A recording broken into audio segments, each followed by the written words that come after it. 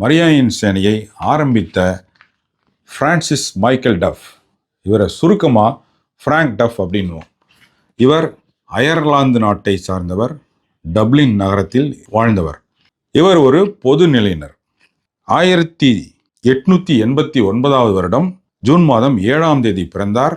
1980 வருடம் நவம்பர் மாதம் 7ஆம் தேதி அவர் இறந்தார். இவர் பார்த்தீங்கன்னா பிரான்சிஸ் மைக்கேல் டஃப்னுவாங்க.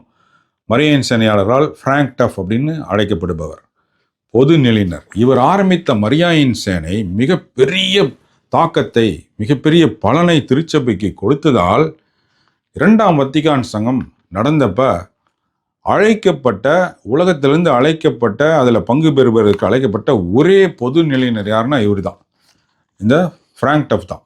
அவர் தான் திருத்தந்தை 6ஆம் சின்னப்பர் கூப்பிட்டார்.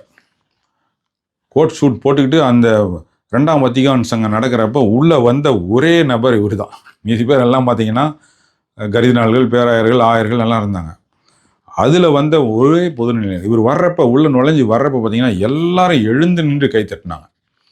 அவ்வளவு சிறப்பு மிக்க ஒரு நபர். ஏன் அந்த சிறப்பு இவருக்கு கிடைச்சிச்சுன்னா, மாதாவிற்கான ஒரு அமைப்பை இவர் ஏற்படுத்தியதால், அவரை ஏற்படுத்திய அந்த மரியாயின் சேனை என்ற அமைப்பு உலகம் முழுவதும் மிகப்பெரிய பலனை கொடுத்துச்சு திருச்சபைக்கு.